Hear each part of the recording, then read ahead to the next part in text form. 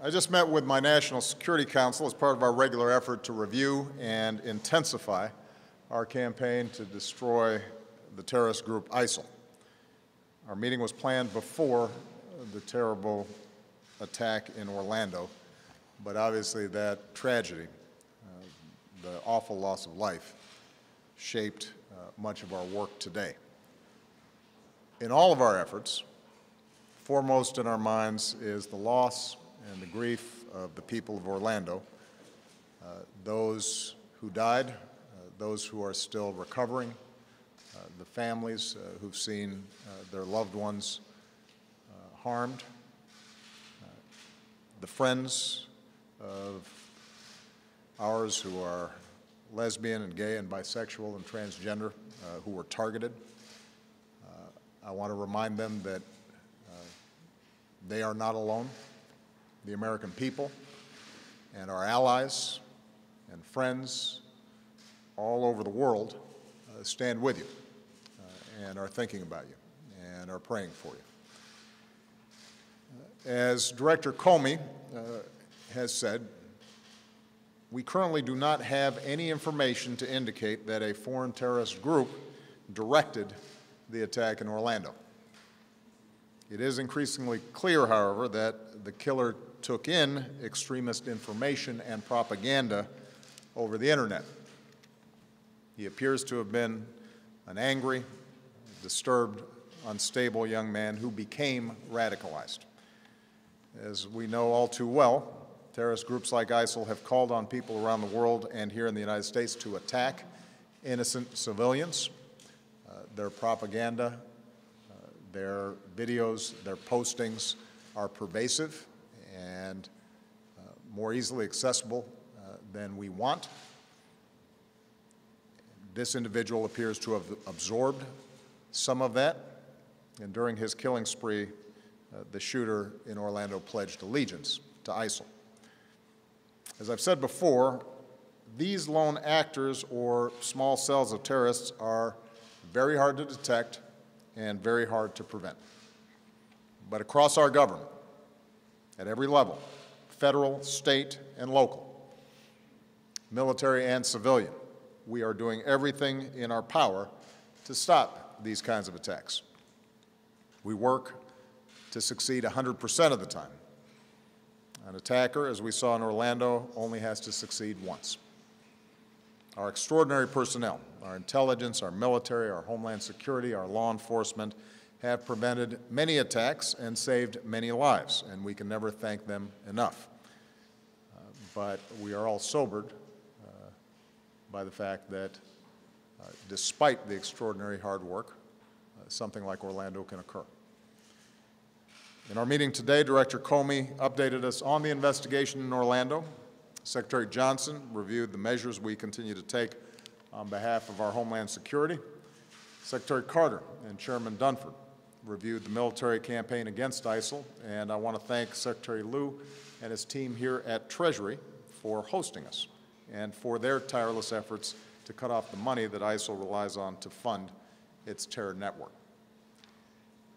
At the outset, I want to reiterate our objective in this fight. Our mission is to destroy ISIL. Since I last updated the American people on our campaign 2 months ago, we've seen that this continues to be a difficult fight, but we are making significant progress. Over the past 2 months, I've authorized a series of steps to ratchet up our fight against ISIL. Additional U.S. personnel, including special forces in Syria to assist local forces battling ISIL there, additional advisors to work more closely with Iraqi security forces, and additional assets, including attack helicopters, and additional support for local forces in northern Iraq. Our aircraft continue to launch from the USS Harry Truman, now in the Mediterranean. Our B-52 bombers are hitting ISIL with precision strikes. Targets are being identified and hit even more quickly. So far, 13,000 airstrikes. So this campaign at this stage is firing on all cylinders. And as a result, ISIL is under more pressure than ever before. ISIL continues to lose key leaders. This includes Salman Abshahib, the senior military leader in Mosul, Abu Saab al-Sudani, who plotted external attacks, Shakir Wahib, ISIL's military leader in Iraq's Anbar province, and Mahir al-Balawi, the top ISIL commander in Fallujah. So far, we've taken out more than 120 top ISIL leaders and commanders. And our message is clear. If you target America and our allies, you will not be safe. You will never be safe. ISIL continues to lose ground in Iraq. In the past 2 months, local forces in Iraq, with coalition support, have liberated the western town of Rutba and have also pushed up the Euphrates River Valley, liberating the strategic town of Heat and breaking the ISIL siege of Haditha. Iraqi forces have surrounded Fallujah and begun to move into the city. Meanwhile, in the north, Iraqi forces continue to push up the Tigris River Valley, making gains around Makhmur, and now preparing to tighten the noose around ISIL in Mosul. All told, ISIL has now lost nearly half of the populated territory that it once controlled in Iraq, and it will lose more. ISIL continues to lose ground in Syria as well. Assisted by our Special Operations Forces, a coalition of local forces is now pressuring the key town of Manbij, which means the noose is tightening around ISIL in Raqqa as well. In short, our coalition continues to be on offense. ISIL is on defense, and it's now been a full year since ISIL has been able to mount a major successful offensive operation in either Syria or Iraq. As ISIL continues to lose territory, it also continues to lose the money that is its lifeblood. As a result of our strikes against its oil infrastructure and supply lines, we believe that we've cut ISIL's revenue from oil by millions of dollars per month. In destroying the storage sites where they keep their cash, we've deprived ISIL of many millions more. Thanks to the great work of Secretary Liu and many others here today, and working with nations and financial institutions around the world, ISIL is now effectively cut off from the international financial system. Cutting off ISIL's money may not be as dramatic as military strikes, but it is critically important, and we're seeing the results. ISIL's cash reserves are down. It has had to cut salaries for its fighters. It's resorting to more extortion of those trapped in its grip, and by ISIL's own admission, some of its own leaders have been caught stealing cash and gold. Once again, ISIL's true nature has been revealed. These are not religious warriors, they are thugs, and they are thieves. In continuing to push on this front, I want to mention that it is critical for our friends in the Senate to confirm Adam Szubin, my nominee for Undersecretary of Terrorism and Financial Intelligence. Adam has served in Democratic and Republican administrations. Everyone agrees he's eminently qualified. He has been working on these kinds of issues for years. It's now been more than a year since I nominated him, more than 420 days, and he still has not been given a full vote. There is no good reason for it. It is inexcusable. So it's time for the Senate to do its job, put our national security first, and have a vote on Adam Szubin that can lead our financial fight against ISIL and help keep our country safe. ISIL's ranks are shrinking as well. Their morale is sinking. As one defector said, ISIL is not bringing Islam to the world, and people need to know that. Thanks to international efforts, the flow of foreign fighters, including from America to Syria and Iraq, has plummeted. In fact, our intelligence community now assesses that the ranks of ISIL fighters has been reduced to the lowest levels in more than 2.5 years. Even as we continue to destroy ISIL militarily, we're addressing the larger forces that have allowed these terrorists to gain traction in parts of the world. With regard to Iraq, this means helping Iraqis stabilize liberated communities and promote inclusive governance so ISIL cannot return. With regard to Syria, it means our continued support for the fragile cessation of hostilities there. This cessation of hostilities has not stopped all or even most of the hardship on the Syrian people, the hardship on civilians. And the Assad regime has been the principal culprit in violating the cessation of hostilities. ISIL and al-Nusra, which is al-Qaeda's affiliate in Syria, also continue to terrorize Syrians. But as fragile and incomplete as the cessation is, it has saved lives, and it has allowed the delivery of some life-saving aid to Syrians who are in desperate need.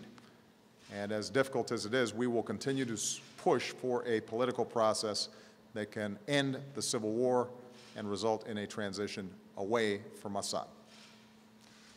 Beyond Syria and Iraq, ISIL is also losing ground in Libya. Forces of the Libyan unity government are going after ISIL in their stronghold in Sirte, and will continue to assist the new Libyan government as it works to secure its country.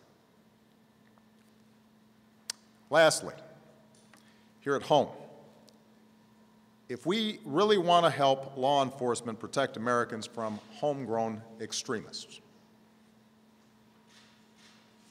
the kind of tragedies that occurred at San Bernardino and that now have occurred in Orlando, there is a meaningful way to do that. We have to make it harder for people who want to kill Americans to get their hands on weapons of war that let them kill dozens of innocents. It is absolutely true. We cannot prevent every tragedy. But we know that, consistent with the Second Amendment, there are common sense steps that could reduce gun violence and could reduce the lethality of somebody who intends to do other people harm. We should give ATF the resources they need to enforce the gun laws that we already have. People with possible ties to terrorism who aren't allowed on a plane shouldn't be allowed to buy a gun. Enough talking about being tough on terrorism. Actually be tough on terrorism and stop making it easy as possible for terrorists to buy assault weapons. Reinstate the assault weapons ban. Make it harder for terrorists to use these weapons to kill us. Otherwise, despite extraordinary efforts across our government, by local law enforcement, by our intelligence agencies, by our military, despite all the sacrifices that folks make, these kinds of events are going to keep on happening. And the weapons are only going to get more powerful. And let me make a final point.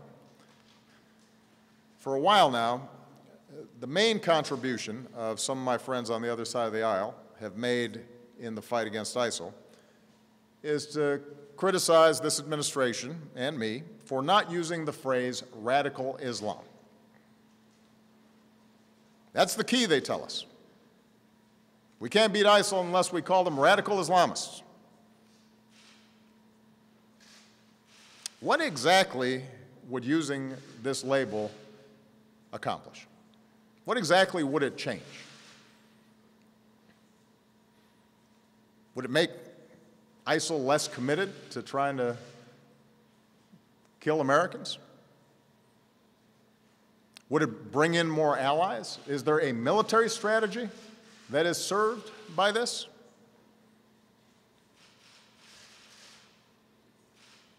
The answer is none of the above. Calling a threat by a different name does not make it go away. This is a political distraction. Since before I was president, I've been clear about how extremist groups have perverted Islam to justify terrorism. As president, I have repeatedly called on our Muslim friends and allies at home and around the world to work with us to reject this twisted interpretation of one of the world's great religions. There's not been a moment in my 7.5 years as president where we have not been able to pursue a strategy because we didn't use the label radical Islam. Not once has an advisor of mine said, man, if we really use that phrase, we're going to turn this whole thing around. Not once. So if someone seriously thinks that we don't know who we're fighting, if there's anyone out there who thinks we're confused about who our enemies are, that would come as a surprise to the thousands of terrorists who we've taken off the battlefield. If the implication is that those of us up here and the thousands of people around the country and around the world who are working to defeat ISIL aren't taking the fight seriously, that'd come as a surprise to those who've spent these last 7.5 years dismantling al-Qaeda and the Fatah, for example, including the men and women in uniform who put their lives at risk, and the special forces that I ordered to get bin Laden and are now on the ground in Iraq and in Syria. They know full well who the enemy is.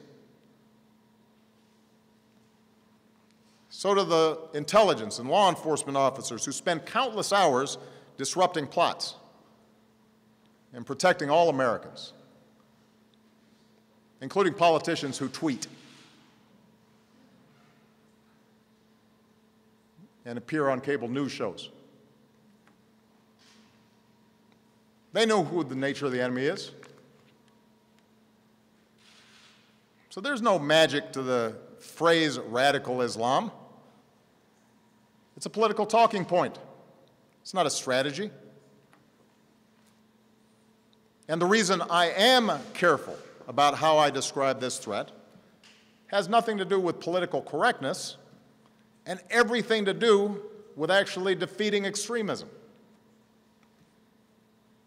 Groups like ISIL and al-Qaeda want to make this war a war between Islam and America, or between Islam and the West. They want to claim that they are the true leaders of over 1 billion Muslims around the world who reject their crazy notions. They want us to validate them by implying that they speak for those billion-plus people, that they speak for Islam. That's their propaganda. That's how they recruit. And if we fall into the trap of painting all Muslims with a broad brush and imply that we are at war with an entire religion, then we are doing the terrorist work for them.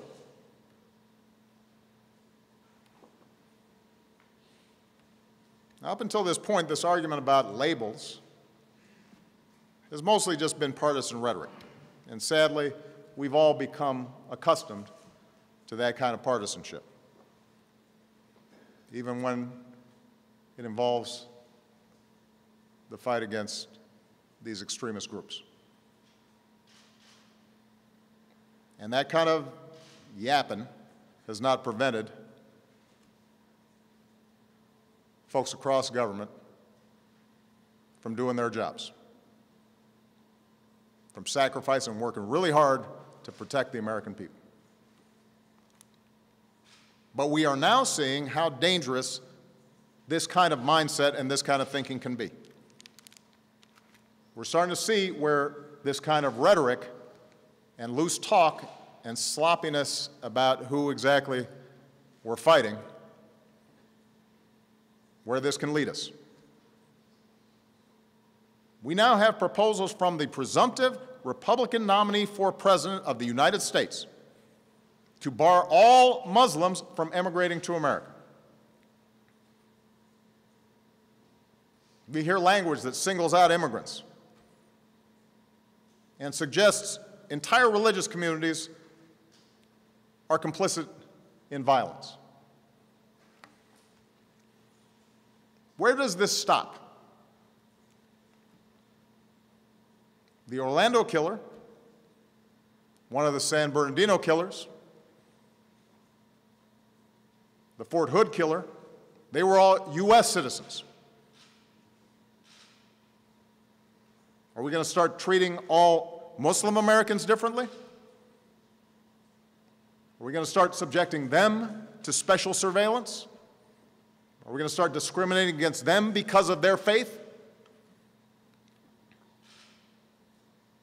We've heard these suggestions during the course of this campaign. Do Republican officials actually agree with this?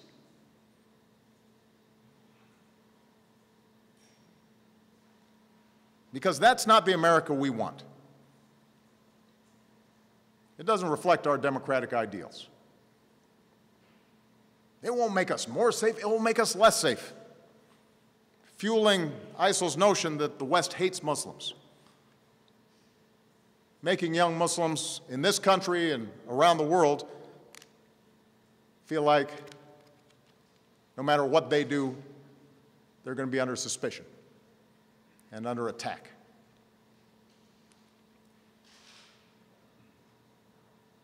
It makes Muslim Americans feel like their government is betraying them. It betrays the very values America stands for. We've gone through moments in our history before when we acted out of fear, and we came to regret it.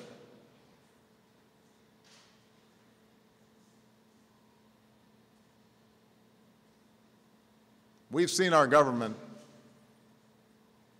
mistreat our fellow citizens. And it has been a shameful part of our history.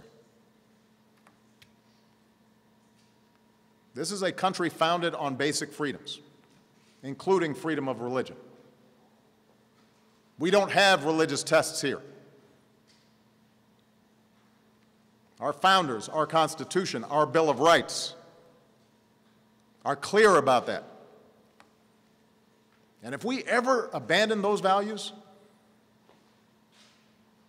we would not only make it a lot easier to radicalize people here and around the world, but we would have betrayed the very things we are trying to protect: the pluralism and the openness, our rule of law, our civil liberties, the very things that make this country great, the very things that make us exceptional. And then the terrorists would have won. And we cannot let that happen. I will not let that happen.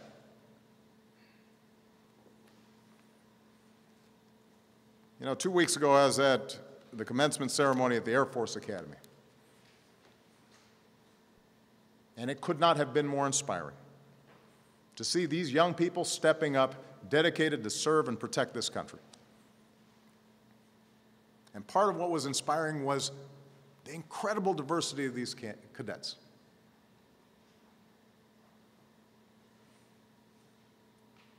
We saw cadets who are straight applauding classmates who were openly gay. We saw cadets born here in America applauding classmates who were immigrants and loved this country so much they decided they wanted to be part of our armed forces. We saw cadets and families of all religions applaud cadets who are proud, patriotic Muslim Americans, serving their country in uniform, ready to lay their lives on the line to protect you and to protect me. We saw male cadets applauding for female classmates who can now serve in combat positions. That's the American military. That's America. One team, one nation. Those are the values that ISIL's trying to destroy. And we shouldn't help them do it. Our diversity and our respect for one another, our drawing on the talents of everybody in this country, our making sure that we are treating everybody fairly, that we're not judging people on the basis of what faith they are, or what race they are, or what ethnicity they are, or what their sexual orientation is.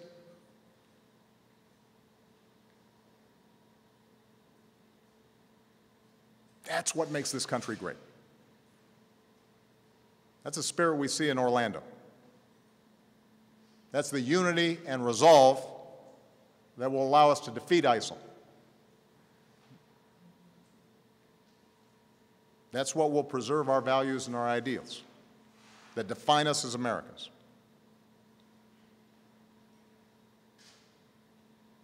That's how we're going to defend this nation, and that's how we're going to defend our way of life. Thank you very much.